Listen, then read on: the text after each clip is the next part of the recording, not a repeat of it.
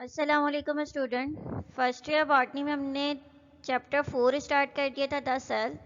आज हम इसका लेक्चर 4 डिस्कस करेंगे और जो टॉपिक्स पढ़ेंगे वो है lysosomes, peroxisomes, glyoxysomes, cytoskeleton and non membrane bound organelles. Revision classes हैं ये। सबसे पहले जो टॉपिक पढ़ेंगे वो है लाइसोसोम्स। लाइसोसोम्स क्या है? ये स्मॉल हैं, स्पेरिकल बॉडीज हैं, साइज इनका बहुत छोटा है, माइक्रोमीटर में, और एक सिंगल मेम्ब्रेन से सराउंड करते हैं। इससे पहले जितने भी ऑर्गेनिल्स पढ़े थे वो आपने उनके अंदर डबल मेम्ब्रेन थी, जैसे न्यूक्लियस था, माइटोकॉन्ड्रिया था, गोल्जी अपैरेटस था, इन तमाम के पास डबल मेम्ब्रेन्स थी। तो लाइसोसोम्स के पास क्या है? एक सिंगल मेम्ब्रेन है।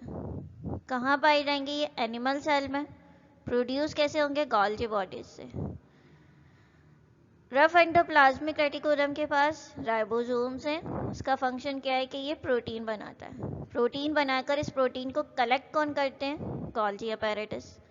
इस प्रोटीन को कलेक्ट करके इनकी जो शेप्स है उसको मॉडिफाइड करेंगे। मॉडिफाइड करके फिर इसको पैक करेंगे वेसिकल्स के अंदर, सैक्स के अंदर, बैग्स के अंदर, और फिर उसको ट्रांसपोर्ट कर देंगे दूसरे सेल्स के अंदर। तो जब ये पैक करेंगे वेसिकल्स के अंदर तो इस तरह ये राउंडेड स्ट्रक्चर बन जाएगा जो कि एक सिंगल मेम्ब्रेन से सराउंड होगा। इसे लाइसोसोम्स कहते हैं। फंक्शन क्या है कि इसका कि ये डाइजेस्ट करेगा फूड मटेरियल को। जितना भी फूड मटेरियल होगा उसकी डाइजेशन में हेल्प करेगा। ये फूड मटेरियल है, सेल के अंदर इंटर हुआ, इंटर होने के बाद ये लाइसोसोम के साथ फ्यूज़ हो गया। अब इस लाइसोसोम्स के पास कुछ एंजाइम्स हैं जो ब्रेक डाउन करेंगे इस फूड मटेरियल को, और इस तरह ये इस फूड मटेरियल को डाइजेस्ट कर लेगा, मतलब स्मॉल पार्टिकल्स में ब्रेक कर देगा। तो इस प्रोसेस को फैगोसाइटोसिस कहते हैं। जैसे कि कुछ बैक्टीरिया हैं वो वाइट ब्लड सेल्स को भी इनगल्फ कर लेते हैं। इस वाली एनिमेटेड इसमें दिखाया गया है कि बैक्टीरिया, इसके पीछे पीछे वाइट ब्लड सेल्स जा रहे हैं और फिर एक वक्त आएगा इसको इनगल्फ कर लेंगे। तो ये इनगल्फ जो कर रहे हैं ये पूरा प्रोसेस क्या कहलाएगा? फैगोसाइटोसिस। लाइसोसोम्स को जो है वो सुसाइड सेक्स भी कहा जाता है कि जैसे ही इनकी मेम्ब्रेन रप्चर होती है तो इनके अंदर जितने भी केमिकल कंपाउंड्स हैं वो रिलीज़ हो जाते हैं। रिलीज़ होने के बाद क्या करते हैं? ये दूसरे जो ऑर्गेनिल्स हैं इनको डिस्ट्रॉय करने लग जाते हैं। तो सेल जो है वो अपनी ही कंपाउंड्स को रिलीज़ करेगा। ये मेम्ब्रेन रप्चर हुई, केमिकल कंपाउंड्स इसके रिलीज़ हो गए। रिलीज़ होने के बाद ये इन ऑर्गेनिल्स को इफेक्ट करेंगे और इनको भी डिस्ट्रॉय कर देंगे। तो इस तरह के प्रोसेस को क्या कहेंगे? ऑटोफेगी या लिसिस, यानी कि सेल की खुद से ब्रेक डाउन हो रही है, लिसिस हो रही है। और ये जो है ऑर्गेनेल्स की वजह से और ये लाइसोसोम्स की वजह से, तो इसलिए इनको सुसाइड सेक्स भी कहते हैं। फंक्शन क्या है इनका? इनके पास हाइड्रोलिटिक एंजाइम्स मौजूद हैं। ये क्या करेंगे? डाइजेशन में हेल्प करेंगे फूड पार्टिकल की। कोई भी फूड पार्टिकल इंटर हो रहा है बॉडी के अंदर तो उनके कॉम्प्लेक्स कंपाउंड को सिंपल कंपाउंड में कन्वर्ट कर देंगे और फिर उन्हें अब्सॉर्ब कर लेंगे। तो ये डाइजेशन में हेल्प करेंगे। डिस्ट्रॉय करेंगे अननेसेसरी फूड पार्टिकल्स को, अननेसेसरी पार्टिकल्स को। कोई भी पार्टिकल हो, चाहे वो बैक्टीरिया हो या फंजाई हो या इस तरह से कोई ऐसा मटेरियल जो कि सेल के लिए नुकसानदेह, तो इन पार्टिकल्स को, इनके असरात को भी ख़त्म कर। लाइसोसोमल स्टोरेज डिजीज़ किसे कहते हैं? अगर लाइसोसोम्स के अंदर जो है वो डिफरेंट टाइप्स के एंजाइम्स मौजूद हैं, वो एंजाइम्स जो हैं वो अपना फंक्शन प्रॉपर वे में ना कर पाए तो कुछ एबनॉर्मल कंडीशंस या डिसीज़ डेवलप हो जाती हैं। तो इस तरह की जो कंडीशंस डेवलप होती हैं, डिसीज़ डेवलप होती है, उन्हें लाइसोसोमल स्टोरेज डिसीज़ कहते हैं। 1965 में W.G. हर्ट्ज एक साइंटिस्ट था। उसने डिफरेंट टाइप्स की जो है वो लाइसोसोमल स्टोरेज डिसीज़ को रिपोर्ट किया था। साइंटिस्ट का कहना था कि ये डिसीज़ इस वजह से हो रही है क्योंकि एक एंजाइम की डेफिशिएंसी हो रही है जिसकी वजह से लाइसोसोम जो है वो अपने फंक्शन को प्रॉपर वे में परफॉर्म नहीं कर पा रहा। वो एंजाइम कौन सा था? Alpha glycosidase. अल्फा ग्लाइकोसाइडेज का फंक्शन क्या है कि ये जो है वो ब्रेक डाउन करेगा ग्लाइकोजिन की शुगर के मॉलिक्यूल्स में, यानी ये कॉम्प्लेक्स पॉलीमर को सिंपल कंपाउंड्स में ब्रेक डाउन कर देगा। तो वो डेफिशिएंसी, वो डिसीज़ जो कि डेफिशिएंसी हो, जिसमें डेफिशिएंसी हो जाए अल्फा ग्लाइकोसाइडेज एंजाइम की, जिसकी वजह से क्या हो कि ग्लाइकोजन जो है वो ब्रेक डाउन ना हो पाए शुगर के मॉलिक्यूल्स में, बल्कि एक्यूमुलेट होने लग जाए डिफरेंट ऑर्गेनील्स में। अब जब डिफरेंट ऑर्गेनील्स में जो है वो एक्यूमुलेट हो जाएगा तो उनकी स्वेलिंग स्टार्ट हो जाएगी। कोई भी एक ऑर्गेनेल है, उसके अंदर एक स्पेसिफिक स्पेस है किसी भी कंपाउंड को स्टोर करने का। अगर जो है वो एक्सेस अमाउंट में वो कंपाउंड जो है वो स्टोर होने लग जाए, जो कि उसकी स्पेस ही नहीं है उसके पास, तो स्वेलिंग स्टार्ट होना शुरू हो जाएगी और टिश्यूज़ जो है वो अपना फंक्शंस जो है वो प्रॉपर वे में परफॉर्म नहीं कर पाएंगे। तो इस तरह की डिसीज़ को लाइसोसोमल स्टोरेज डिसीज़ कहते हैं। तो वो डिसीज़ जो एंजाइम की डेफिशिएंसी की वजह से हो और एंजाइम्स अपने फंक्शंस को परफॉर्म ना कर पाएँ, टिश्यूज़ डैमेज हो, स्वेल होने लग जाएं, तो इस टाइप की डिसीज़ क्या कहलाएंगी? Lysosomal storage disease. तो एग्ज़ाम में जो है वो इसका क्वेश्चन भी आ जाता है कि डिफाइन करें लाइसोसोमल स्टोरेज डिसीज़, तो आपने बता देना है कि वो डिसीज़ जो कि एंजाइम्स की डेफिशिएंसी की वजह से होती हैं उन्हें लाइसोसोमल स्टोरेज डिसीज़ कहते हैं, जिनकी वजह से ग्लाइकोजन एक्यूमुलेट होने लग जाता है, फंक्शंस जो हैं वो परफॉर्म नहीं हो पाते क्योंकि ऑर्गेनल्स में स्वेलिंग होने लगती है और उनके टिश्यूज़ डैमेज होना शुरू हो जाते हैं। 30 जो डिफरेंट डिसऑर्डर्स इन लाइसोसोमल स्टोरेज के वो रिपोर्ट किए गए हैं। कुछ जो हैं वो आपकी बुक में मेंशन है, तो 3 टाइप की डिसीज़ मेंशन है लाइसोसोमल स्टोरेज की। सबसे पहले टे सैक डिसीज़ है। बहुत डेंजरस डिसीज़ तस्वुर की जाती है क्योंकि जो है इसमें न्यूरॉन डैमेज हो जाता है।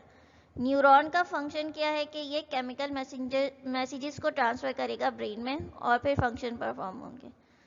तो यहाँ पर वो एंजाइम की डेफिशिएंसी हो जाती है जो इस न्यूरॉन के फंक्शंस को कंट्रोल कर रहे हैं। तो जब न्यूरॉन ही डैमेज हो जाएगा तो सिग्नल्स जो हैं वो ब्रेन तक नहीं पहुँच पाएंगे। ब्रेन तक सिग्नल्स नहीं पहुँच पाएंगे तो मेंटली ये पर्सन रिटार्डेड हो जाएंगे। यानी दूसरे जो नॉर्मल पर्सन है, अगर उनकी जो सोचने समझने की सलाहियत है उनके मुकाबले में इनकी सोचने समझने की सलाहियत कम होगी, यानी इनका आईक्यू लेवल उनके मुकाबले में कम होगा। इसके साथ जो है वो ब्लाइंडनेस भी कॉज होगी जिन पर्सन में इस एंजाइम्स की डेफिशिएंसी हो जाएगी, और जो है वो 3 ईयर्स में डेथ भी होने लग जाएगी। बेसिकली जो है ये एक जेनेटिक डिसऑर्डर है ये। तो सेकेंड ईयर में आप पढ़ेंगे कि हर जीन जो है वो स्पेसिफिक है किसी एंजाइम को कंट्रोल करने के लिए। तो यहाँ पर जो है वो एक जीन की डेफिशिएंसी हो जाती है और वो जीन जो है वो रेगुलेट नहीं कर पाता एंजाइम को। तो एंजाइम की जब डेफिशिएंसी हो जाएगी तो फंक्शंस जो हैं न्यूरॉन के वो परफॉर्म नहीं हो पाएंगे और न्यूरॉन की डिग्रेडेशन हो जाएगी और पर्सन जो है वो मेंटली रिटार्डेड हो जाएंगे। सेकंड जो डिसीज़ है हमारे पास वो है गाउचर्स डिसीज़। इसके अंदर भी मेंटल रिटार्डेशन कॉज होगी इन्फेंट्स के अंदर। लिवर और स्प्लीन जो है वो इनलार्ज होने लग जाएंगे, डैमेज होने लग जाएंगी, इरोजन हो जाएंगी लॉन्ग बोन्स की और वो बैडली डैमेज होंगी। तो बोन्स के अंदर जो है एक बोन मैरो होती है। बोन मैरो का फंक्शन क्या होता है कि ये वाइट ब्लड सेल्स भी बनाएगी, रेड ब्लड सेल्स भी बनाएगी और प्लेटिलेट्स भी बनाएगी। तो ये जो रेड ब्लड सेल्स और वाइट ब्लड सेल्स हैं ये नहीं बन पाएंगे इस बोन मैरो के अंदर क्योंकि यहाँ पर एंजाइम की डेफिशिएंसी हो गई। तो अब ये जो नहीं बन पाएंगे तो ये दूसरा फंक्शन कौन परफॉर्म करेगा? यहाँ पर लीवर और स्प्लीन, ये जो है रिस्पॉन्सिबल हो जाएंगे इन वाइट ब्लड सेल्स की फॉर्मेशन करने के लिए। अब जब ये फॉर्मेशन कराएंगे तो इनका साइज भी यकीनन बड़ा होना शुरू हो जाएगा। तो यहाँ पर जो डेफिशिएंसी हो रही है उस एंजाइम की जो कि रेगुलेट कर रहा है ब्लड सेल्स की फॉर्मेशन को, जब उन ब्लड सेल्स की फॉर्मेशन नहीं होगी तो दूसरे बोन मैरो में फॉर्मेशन नहीं होगी रेड ब्लड सेल्स की, वाइट ब्लड सेल्स की या प्लेटिलेट्स की, तो जो हैं वो लीवर और स्प्लीन ये फंक्शन परफॉर्म करना शुरू कर देंगे। अब जब ये white blood cells, red blood cells या प्लेटिलेट्स नहीं बन रहे तो ये बोन्स भी डैमेज होना शुरू हो जाएंगे। थर्ड जो डिसीज़ है हमारे पास वो है क्रैबीज डिसीज़। क्रैबीज डिसीज़ में जो है वो न्यूरॉन के ऊपर जो माइलिन शीट लगी होती है वो डिग्रेड हो जाती है। ये इसकी एक बॉडी है जिसमें ये डेंड्राइट्स लगे हुए हैं और ये एक्सॉन का पार्ट है। यहाँ पर एक शीट लगी हुई है जिसे माइलिन शीट कहते हैं। तो ये शीट जो है वो डिस्ट्रॉय हो जाएगी क्योंकि इस शीट को फॉर्म करने वाला जो एंजाइम है वो उसकी डेफिशिएंसी हो गई। तो चूंकि ये न्यूरॉन है, इसका फंक्शन क्या है कि ये केमिकल मैसेंजर्स को ट्रांसफ़र करता है ब्रेन के पास ले जाके।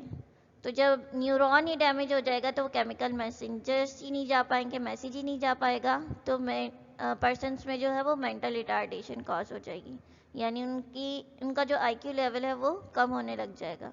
और यहाँ पर जो है वो इन्फेंट्स की जो है वो डेथ होने लग जाएगी 2 ईयर्स में। तो इस तरह ये 3 डिसीज़ थी, लाइसोसोमल स्टोरेज डिसीज़। तो जब आए एग्जाम के अंदर लाइसोसोमल स्टोरेज डिसीज़ का क्वेश्चन, तो आपने इनको डिफाइन करना है, बताना है कि अल्फा ग्लाइकोसाइडेज एंजाइम या एंजाइम लाइसोसोमल एंजाइम्स की डेफिशिएंसी की वजह से ये डिसीज़ कॉज होती हैं, और इन डिसीज़ के नाम भी ज़रूर लिखने होंगे। अब जो टॉपिक पढ़ेंगे वो है हम परऑक्सीसोम्स। परऑक्सीसोम्स क्या हैं? ये भी single membrane bound micro bodies हैं, स्मॉल साइज़ की, इसलिए माइक्रो बॉडीज़ कह रहे हैं। इनके अंदर एंजाइम्स मौजूद हैं जो हाइड्रोजन परऑक्साइड को ब्रेक करेंगे हाइड्रोजन और ऑक्सीजन के अंदर। तो ये एक एंजाइम्स को रेगुलेट कर रहे हैं जो कि कैटालेज है। कैटालेज क्या करेगा? इस हाइड्रोजन परऑक्साइड को वाटर और ऑक्सीजन में ब्रेक डाउन कर देगा। हाइड्रोजन परऑक्साइड जो है वो टॉक्सिक मॉलिक्यूल है, सेल के लिए जो है वो डैमेज कॉज करेगा। तो परऑक्सीसोम्स का फंक्शन क्या है? ये इसको वाटर या ऑक्सीजन में ब्रेक डाउन करवा देगा। अबंडेंट होंगे उन सेल्स के अंदर जिनके अंदर अल्कोहल की मेटाबोलाइजेशन हो रही होगी। डिटॉक्सिफाई करेंगे ये अल्कोहल के असरात को। 50% जो हार्मफुल इफ़ेक्ट्स होंगे अल्कोहल के, उनको रिड्यूस कर देंगे।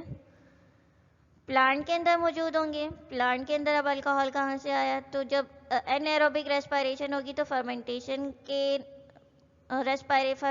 के थ्रू जो है वो अल्कोहल की फॉर्मेशन होगी, और ये उस अल्कोहल के असरात को डिटॉक्सिफाई कर देंगे, यानी इनके हार्मफुल जो कंपाउंड्स हैं उनको ब्रेक कर देंगे।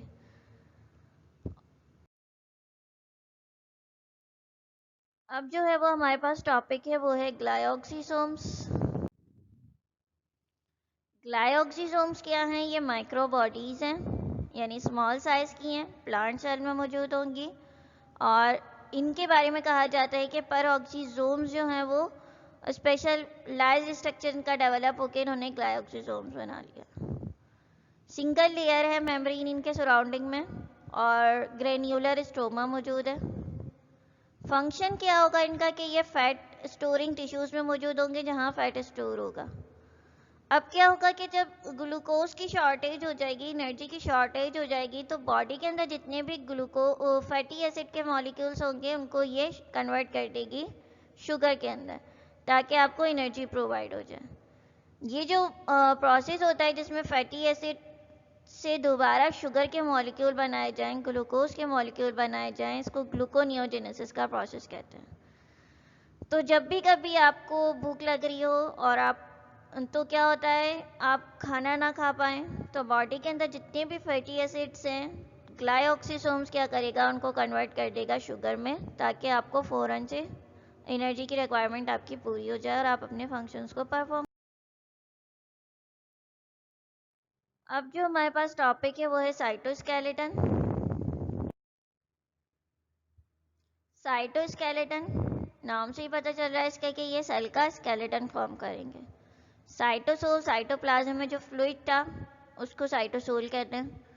अब जो ये 3 डायमेंशनल नेटवर्क बना लेगा फाइब्रस प्रोटीन का, जिसे साइटोस्केलेटन कह रहे हैं। तो इसके अंदर 3 टाइप्स की जो है वो प्रोटीन के फाइब्रस प्रोटीन मौजूद होंगी, जिन्हें माइक्रोट्यूब्यूल्स, माइक्रोफिलामेंट और इंटरमीडिएट फिलामेंट कह रहे हैं। बेसिकली इनका फंक्शन क्या है कि ये सेल का स्केलेटन प्रोवाइड करेंगे। कहाँ रोल प्ले कर रही हैं? माइटोसिस में और मियोसिस में, साइटोकाइनेसिस में।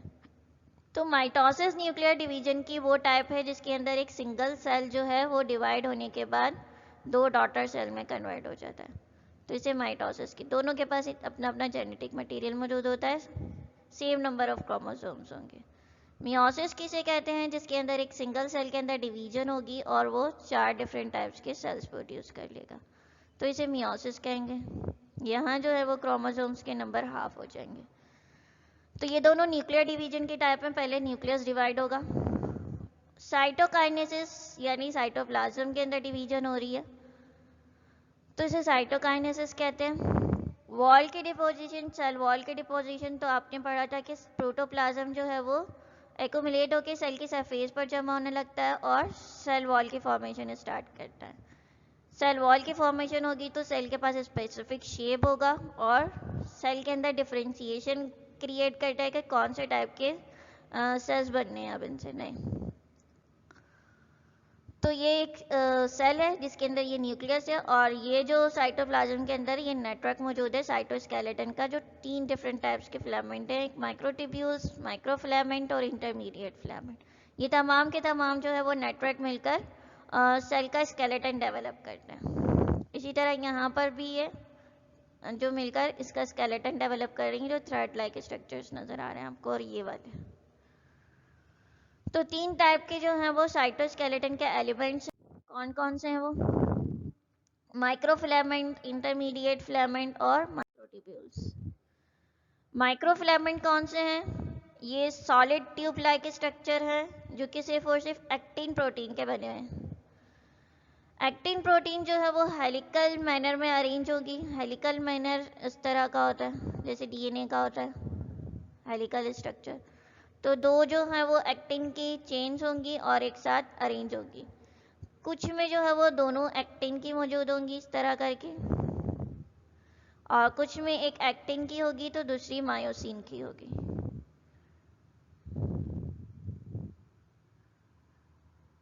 तो इस तरह करके 2 डिफरेंट चेन्स होंगी। ये दोनों एक्टिन की सब यूनिट्स हैं जो मिलकर माइक्रोफिलामेंट को डेवलप कर रही हैं। हेलिकली अरेंज है बिल्कुल। फंक्शन क्या है इनका? मसल्स की कॉन्ट्रैक्शन कराएंगी, मूवमेंट कराएंगी, रिलैक्स करवाएंगी इनको, फिर कॉन्ट्रैक्ट करवाएंगी। सेल की शेप को मेंटेन, चेंज करेंगी सेल की शेप को। ये वाइट ब्लड सेल्स है जो कि बैक्टीरिया के पीछे जा रहा है, मुसलसल जैसे मूवमेंट शो कर रहा है वैसी वैसी इसकी शेप भी चेंज होती जा रही है। तो सेल की जो डिफरेंट शेप्स जो हैं वो माइक्रोफिलामेंट रिस्पॉन्सिबल हैं क्रिएट करने के लिए। डिवीजन करवाएंगे साइटोप्लाज्म में। ये एक सेल है, न्यूक्लियस में इनके डिवीजन हो चुकी है, अब ये साइटोप्लाज्म का कंटेंट इनका डिवाइड हो रहा है। बाहर से कॉन्स्ट्रिक्शन डेवलप हो रही है और इन ग्रो करती करती इन साइड पर आ रही है। अब ये एक सेल से कंप्लीटली 2 सेल्स में डिवाइड होगा। तो डिवीजन करवाएंगे ये सेल्स की। इसके साथ जो है वो साइटोप्लाज्मिक स्ट्रीमिंग। साइटोप्लाज्मिक स्ट्रीमिंग जो है साइक्लोसिस को कहते हैं, जिसके अंदर सेल के जो साइटोप्लाज्म है वो मूव करना शुरू करता है। तो इस तरह की मूवमेंट को साइटोप्लाज्मिक स्ट्रीमिंग या साइक्लोसिस भी कहते हैं। मूवमेंट करवाएंगे सूडोपोडिया की, अमीबा है, इसके अंदर जो मूवमेंट होती है वो सूडोपोडिया के थ्रू होती है। तो ये सूडोपोडिया की मूवमेंट कौन करवा रहा है? ये भी माइक्रोफिलामेंट्स। माइक्रोट्यूब्यूल्स है सेकेंड टाइप हमारे पास। ये लॉन्ग स्ट्रेट है, होलो है, सिलेंडर और कंपोज्ड हुआ है एक प्रोटीन से जिसे ट्यूब्यूलिन कहते हैं। जैसे पाइप होता है उसकी साइड में जो है वो एक आउटर कवरिंग होती है और सेंट्रल पार्ट जो है उसका बिल्कुल होल होता है, इसी तरह माइक्रोट्यूब्यूल्स भी होती हैं। अब सिंगल माइक्रोट्यूब्यूल में बहुत सारी सब यूनिट्स हैं ट्यूब्यूलिन की, जो कि अरेंज है 13 कॉलम्स में, और इनको क्या कह रहे हैं? प्रोटोफिलामेंट। ये एक सिंगल माइक्रोट्यूब्यूल है जिसके अंदर बहुत सारी सब यूनिट्स अरेंज है।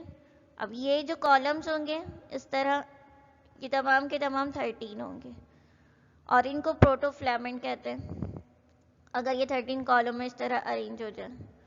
ये क्रॉस सेक्शन है, 13 जो है वो माइक्रोट्यूब्यूल्स अरेंज इनके अंदर। किसकी बनी हुई है? ये ट्यूब्यूलिन प्रोटीन की, जिसका फंक्शन क्या होगा कि ये स्पिंडल फाइबर की फॉर्मेशन करवाएगी सेल डिवीजन के अंदर। रिस्पॉन्सिबल है मूवमेंट करवाएगी क्रोमोसोम्स की। जब सेल डिवीजन का टाइम होगा तो सेल में जो है ये क्रोमोसोम्स जो हैं वो जब सेपरेट होते हैं तो ये जो ट्यूब्यूल्स हैं, ये वाली थ्रेड लाइक नज़र आ रही हैं, ये इन क्रोमोसोम्स को सेपरेट करवाएंगी, खींचना शुरू हो जाएंगे अब ये क्रोमोसोम्स। तो इनका फंक्शन क्या है कि ये जब सेल की डिवीजन होगी तो ये क्रोमोसोम्स की मूवमेंट करवाएंगे, मतलब सेंटर में अगर अलाइन है तो वो साइड की तरफ मूव करने लग जाएंगे और फिर एक वक्त आएगा कि इनके साइटोप्लाज्म में डिवीजन होगी और ये दो में डिवाइड हो जाएंगे। इसी तरह मूवमेंट करवाएंगे, साइटोप्लाज्म के अंदर जितने भी ऑर्गेनल्स हैं उनकी मूवमेंट करवाएंगे, जिसे साइटोप्लाज्मिक स्ट्रीमिंग या साइक्लोसिस कहते हैं।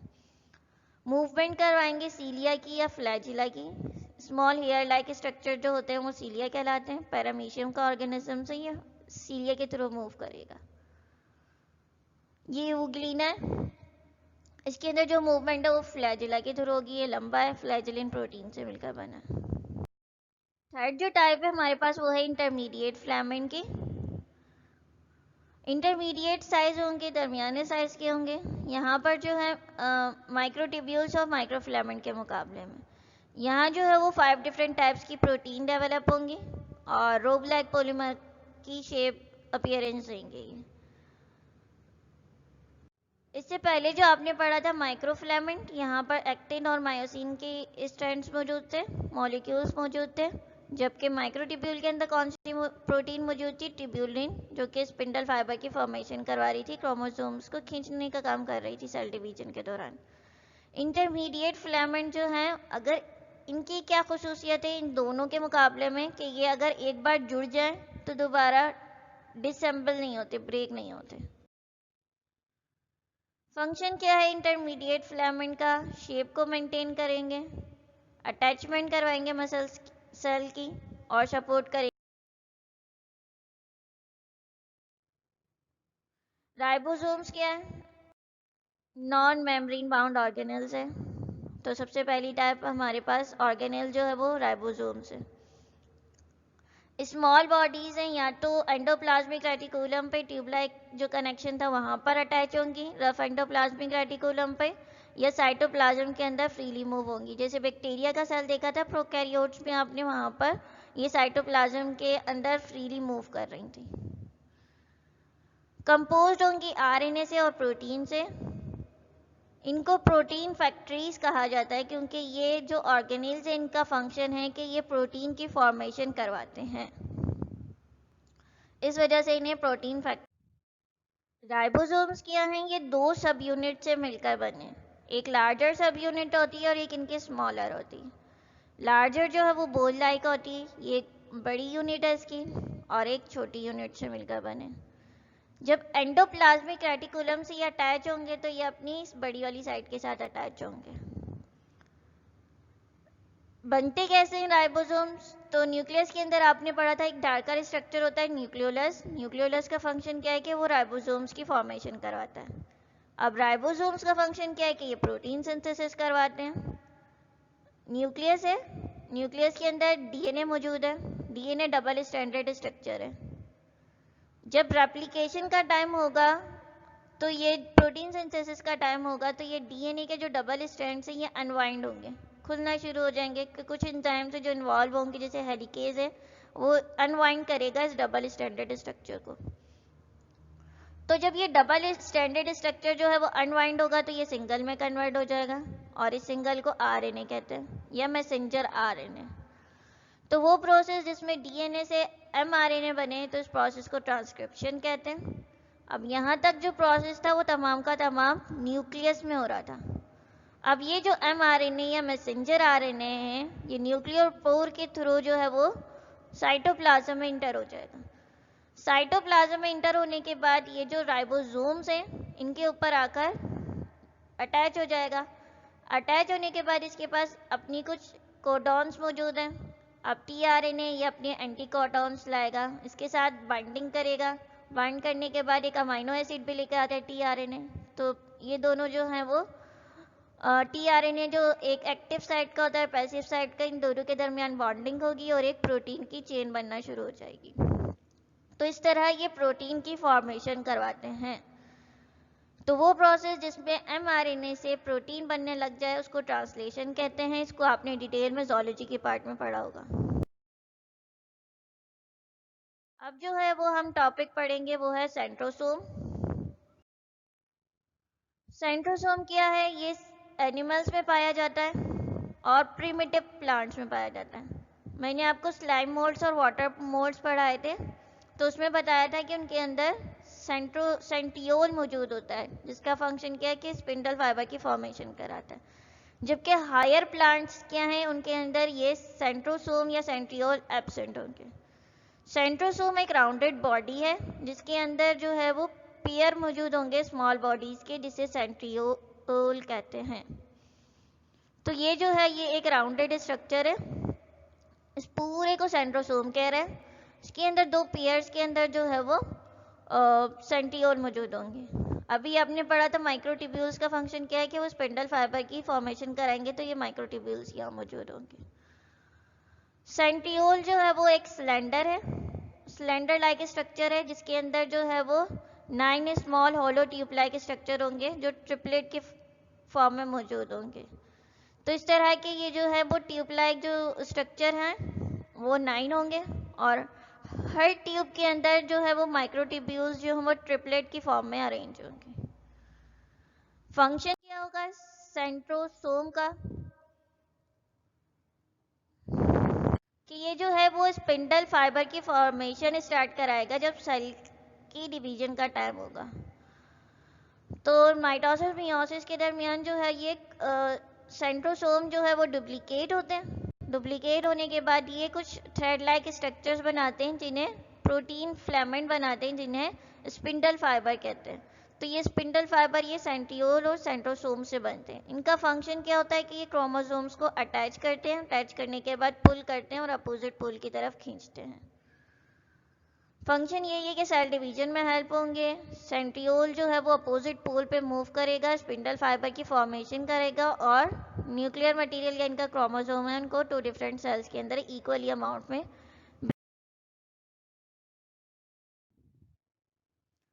अब जो टॉपिक है वो हमारे पास वैक्यूल है।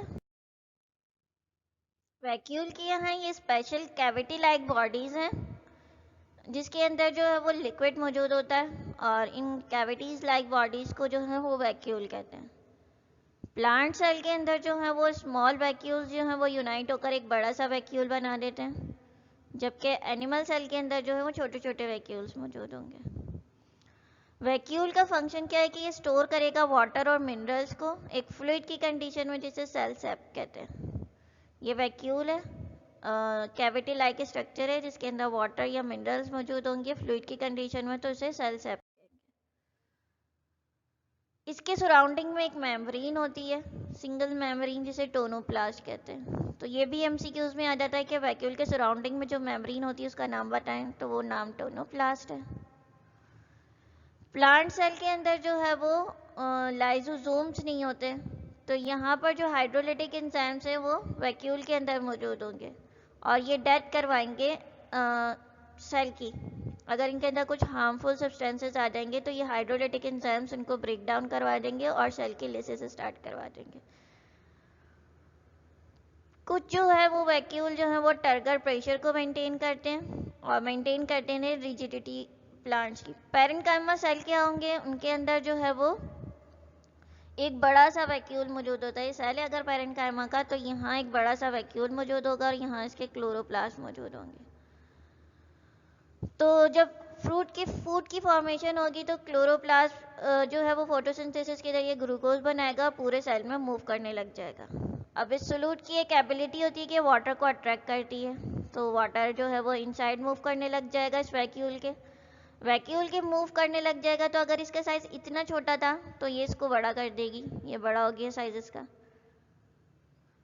तो अगर इनका साइज बड़ा हो जाएगा तो लीफ जो है वो इस तरह रिजिडिटी की कंडीशन में होंगी, टर्जिड नजर आने लग जाएंगी। अब जब ये साइज बड़ा होगा तो इसकी वॉल के ऊपर भी एक प्रेशर डेवलप होगा सेल की, जिसे टर्गर प्रेशर कहते हैं। अब ये टर्गर प्रेशर रिस्पॉन्सिबल है लीफ को इरेक्ट करने के लिए। इस फॉर्म में हमेशा लीफ नजर आएंगी, कभी इस तरह मुरझाई हुई नहीं नजर आती। तो वैक्यूल क्या करता है, ये वाटर को अट्रैक्ट करता है, अपने अंदर स्टोर करता है, अपनी वॉल्स के ऊपर प्रेशर डेवलप करता है, जिसकी वजह से इसकी लीव्स हमेशा इरेक्ट नजर आती हैं। रिजिडिटी जो है इन लीव्स की मेंटेन रहती है। अगर यही वाटर जो है वो वैक्यूल का श्रिंक होने लग जाए, लूज होने लग जाए, तो लीव भी मुरझाना शुरू कर देती हैं इस तरह, क्योंकि इनके पास वाटर की शॉर्टेज हो गई, डेफिशिएंसी स्टार्ट होना शुरू हो गई। एनिमल सेल के अंदर जो है वो स्मॉल वैक्यूल्स पाए जाएंगे और इनके डिफरेंट फंक्शन हैं। कुछ जो है वो स्टोर करेंगे फूड मटेरियल को, तो इन्हें फूड वैक्यूल कहेंगे। कुछ का फंक्शन क्या है कि वो एक्सक्रीट करेंगे डिफरेंट सब्सटेंसेस को, तो इन्हें कॉन्ट्रैक्टाइल वैक्यूल कहेंगे। ये पैरामीशियम है, इसके अंदर जो है वो जो वैक्यूल फूड को स्टोर करेंगे तो वो फूड वैक्यूल कहलाएंगे। और कुछ जो है वो कॉन्ट्रैक्टाइल वैक्यूल्स होते हैं, इनका फंक्शन क्या है, जो वेस्ट प्रोडक्ट है उसको बॉडी से रिमूव करवाएंगे।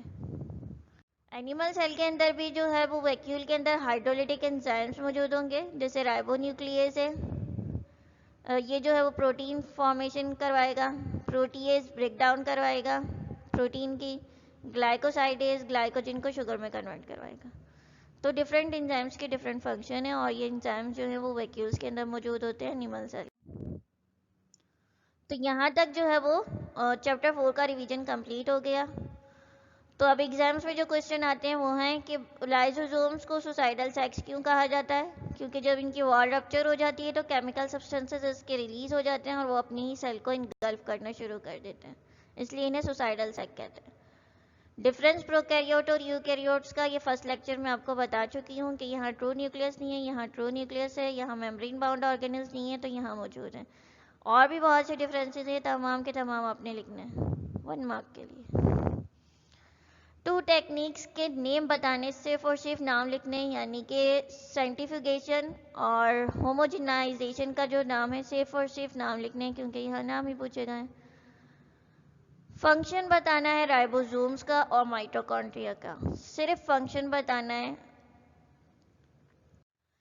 सिर्फ और सिर्फ फंक्शन बताना है, तो इसका जो स्ट्रक्चर है उसको डिस्कस नहीं करना।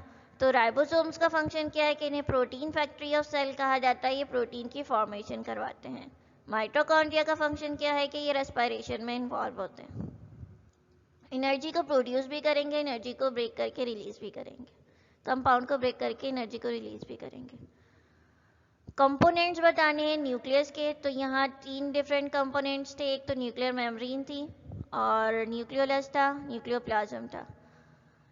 तो न्यूक्लियोलस इसके साथ जो है वो क्रोमैटिन नेटवर्क भी बताना, जहाँ क्रोमोसोम्स होते हैं। लाइसोसोमल स्टोरेज डिसीज का कॉज क्या है कि भाई यहाँ डेफिशिएंसी हो जाती है एंजाइम्स की, जिसकी वजह से जो है वो फंक्शन परफॉर्म नहीं हो पाते और टिश्यूज़ के अंदर स्वेलिंग होने लग जाती है और डैमेज होने लग जाती हैं। तो ये किस वजह से हो रही है, सिर्फ और सिर्फ एंजाइम्स की डेफिशिएंसी की वजह से। नोट लिखना है न्यूक्लियस के ऊपर और एंडोप्लाज्मिक रेटिकुलम के ऊपर, सिर्फ और सिर्फ 1 मार्क के लिए।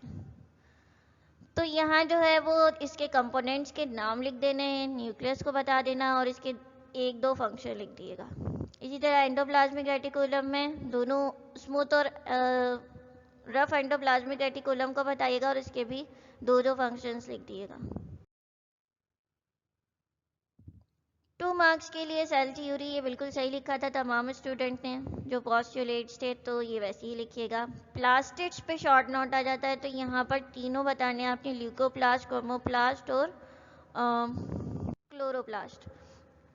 लेबल डायग्राम बनानी है 2 मार्क्स के लिए, तो सिर्फ और सिर्फ डायग्राम बनानी है, कुछ लिखना नहीं है इसके अंदर।